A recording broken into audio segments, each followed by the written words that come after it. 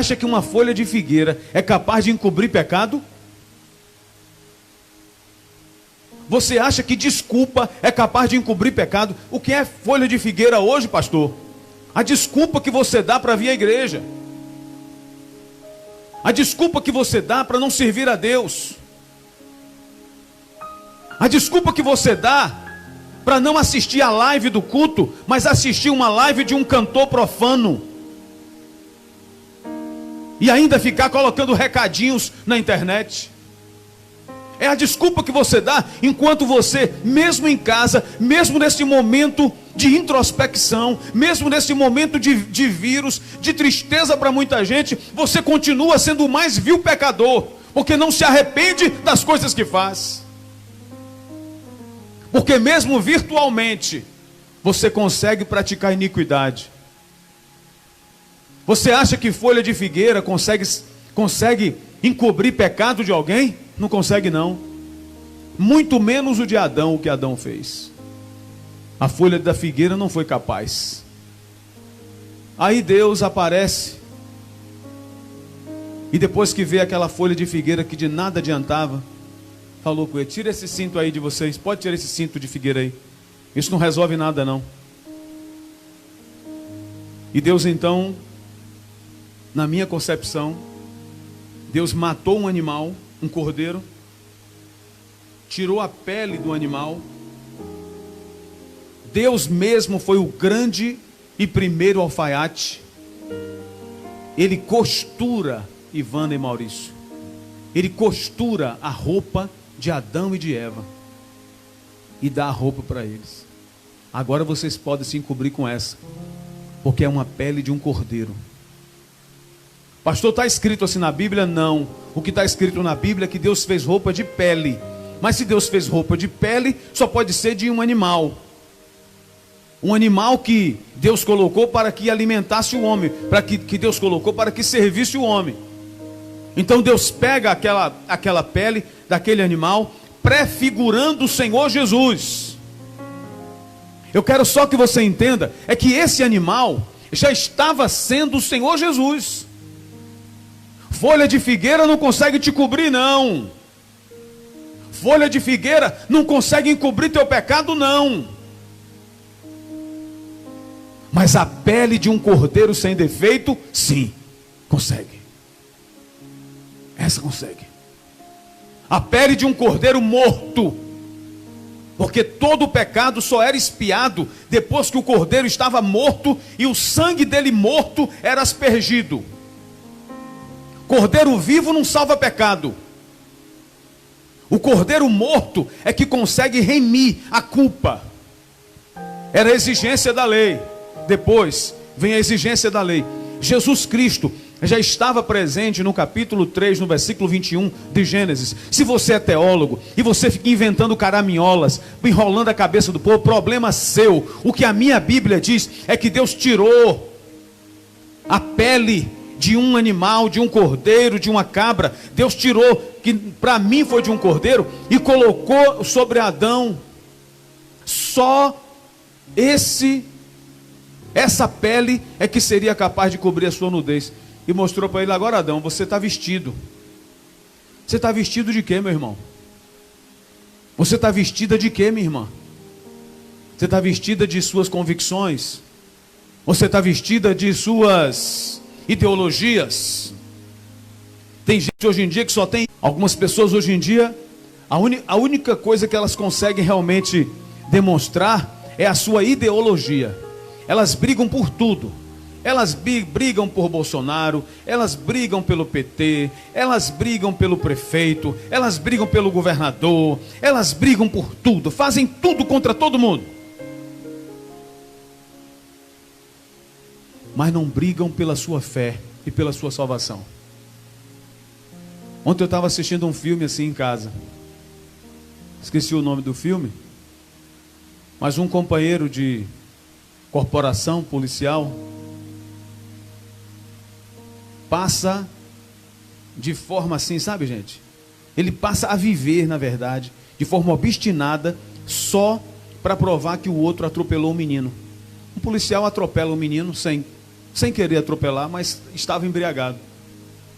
pede socorro para aquele menino, mas o menino acaba morrendo. E aquele outro que desconfiou que ele havia atropelado, passa a viver só para condená-lo, ainda que ele estivesse errado. Passa a viver só para condenar, só para acusar, só para acusar, só para acusar. E vai chegando o final do filme, vou falar logo que você não assiste mais. Vai chegando o final do filme, esse rapaz que tanto o perseguia, acaba batendo em um policial já de idade, idoso, com algumas enfermidades, e esse policial também praticamente fica semi-morto lá no hospital. E agora? Ele disse, eu também não queria ter matado ele. Mas o outro também não queria ter matado.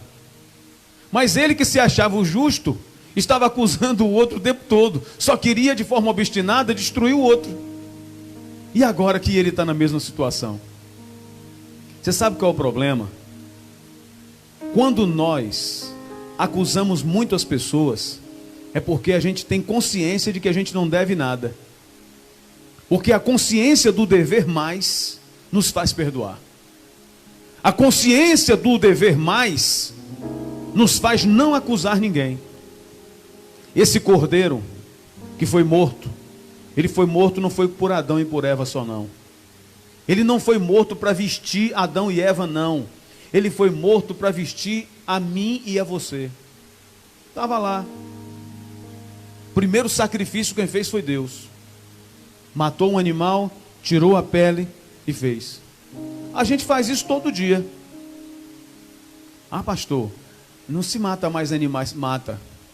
Todos nós matamos animais para sobrevivermos. Todo animal que faz parte da nossa cadeia alimentar, ou que representa um risco para a gente mata. Aí você pode até dizer, você que é vegetariano, ah, pastor, o senhor está inventando coisa. Eu não como carne. Eu de jeito nenhum. O pneu, a formiga que o pneu do teu carro matou é o quê? Um animal. Quando você pega lá água sanitária e joga no vaso sanitário, você mata o quê? Micro-organismos, não é? São seres vivos. Você mata para sobreviver. Todo ser humano, ele tem que matar um outro se ele quiser sobreviver, porque faz parte da vida. É a realidade da vida. Por isso que Deus, lá no Antigo Testamento, ele prefigurou Jesus por um sacrifício. Não é que eu estou mandando você matar ninguém e que ninguém deva matar o outro, mas nós matamos aqueles animais que nós precisamos, ou porque fazem parte da nossa cadeia alimentar, ou então porque nós precisamos nos proteger.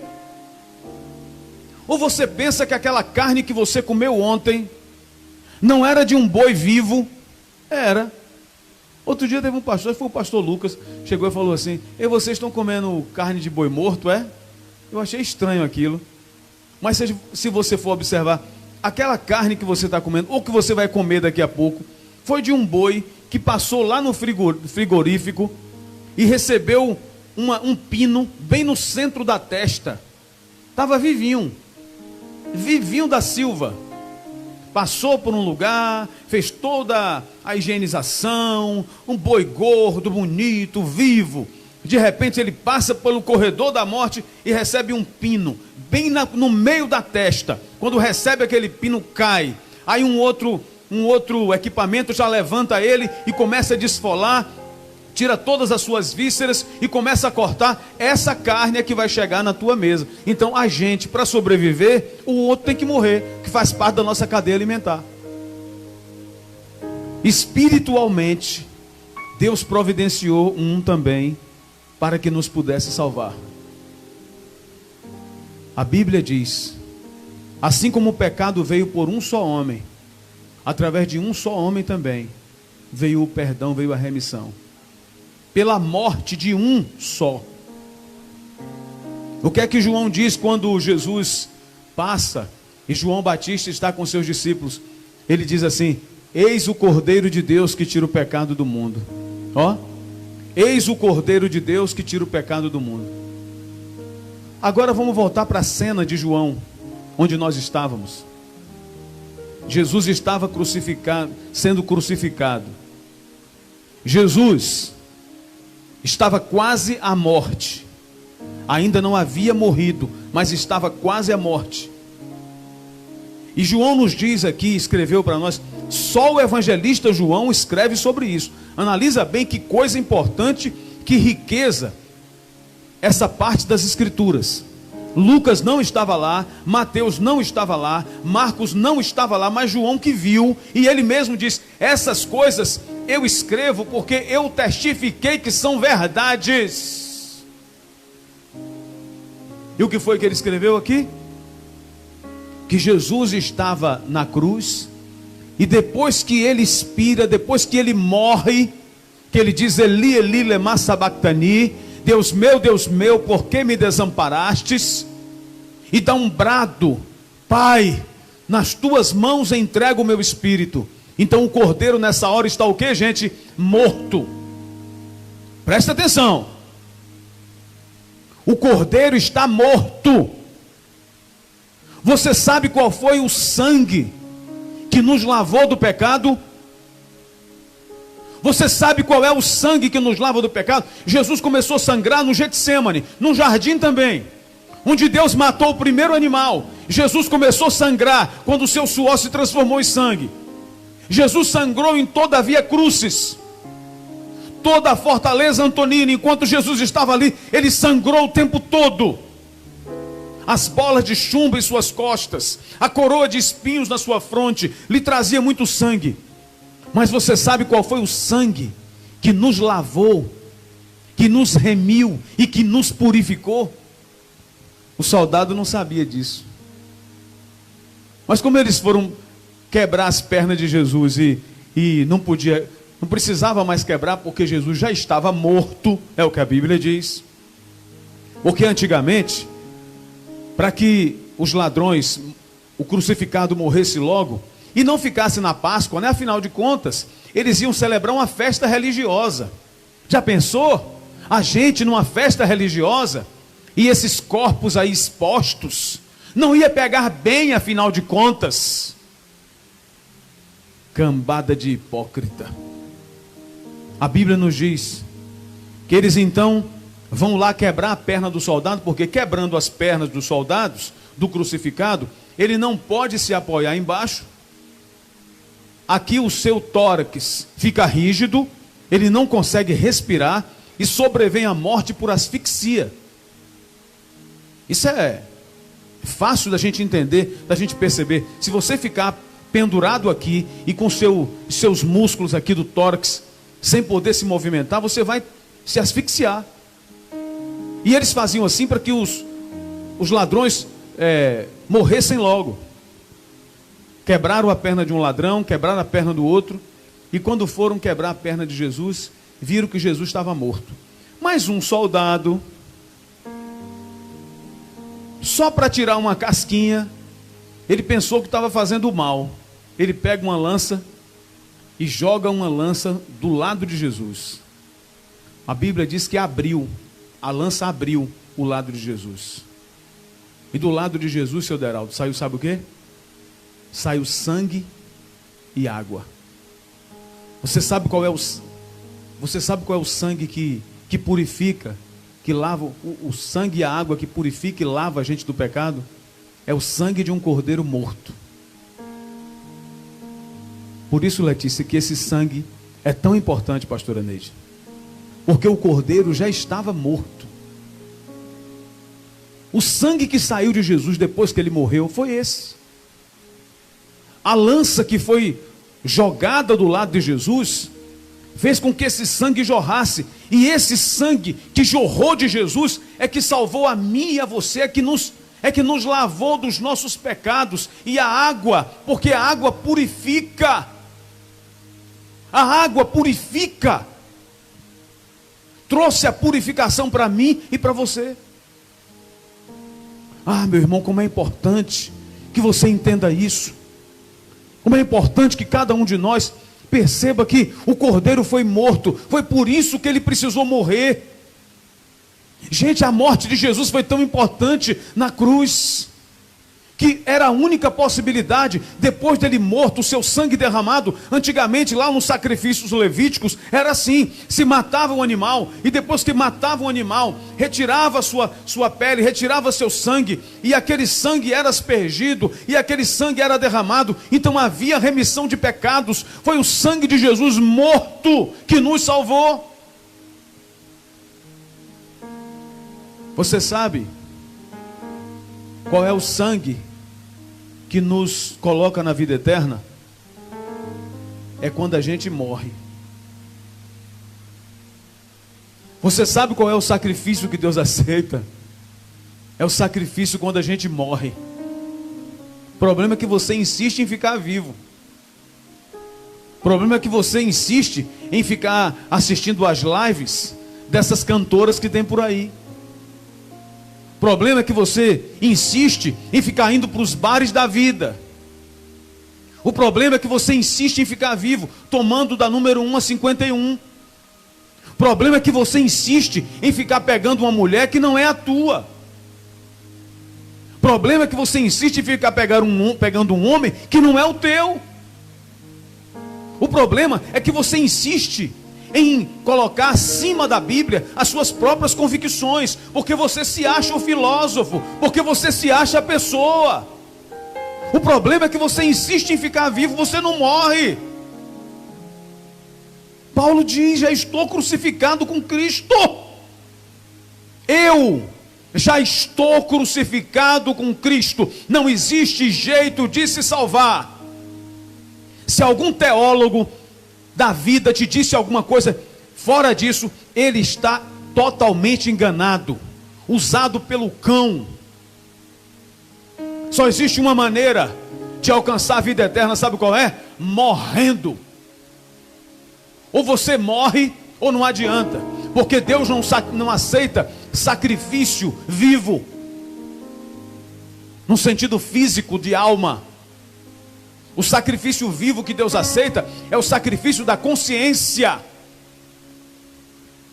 de racionalidade na hora de adorá-lo. Mas Deus não aceita não. Olha, Deus quer que eu e você percebamos a necessidade de morrer. Mas você insiste em ficar vivo. Jesus morreu. Aí a Bíblia diz o que lá em Filipenses 2? Pelo que Deus o exaltou sobremaneira, subida, ó, dando-lhe um nome que está acima de todo nome. Você quer subir, mas você não quer morrer. Paulo diz: eu estou crucificado com Cristo. Não vivo mais eu, Cristo vive em mim. A vida que agora vivo na carne, vivo na fé do Filho de Deus que me amou e a si mesmo se entregou por mim. Mas as minhas concepções me fazem achar mais importante do que a Bíblia. Não, porque eu tenho as minhas próprias convicções. Não, porque eu tenho a minha própria filosofia de vida. Meu irmão, antes de você ter filosofia de vida, dê vida à sua filosofia. E a única vida que existe para a filosofia está no capítulo 13 ou 14 de João. Jesus disse: eu sou o caminho e a verdade e a... É essa. A vida que se dá à filosofia é Jesus. Não existe outro. Não, a Bíblia diz: não há salvação em nenhum outro debaixo do céu. Não existe outra pessoa em quem possamos nos salvar. É bom que você entenda isso. Jesus morreu na cruz. Depois que ele estava morto, o soldado foi com a lança. Por isso que eu coloquei, ontem eu estava lendo a Bíblia e me veio esse título: a lança e o sacrifício. A lança que o soldado jogou em Jesus, empurrou do lado de Jesus, pensando que era para destruí-lo, foi justamente aquela lança que fez com que o sangue do cordeiro morto fosse vertido na cruz. E hoje nós podemos dizer o quê? Eu sou lavado e remido. Por isso que a gente fala assim: lavado com água, remido com sangue.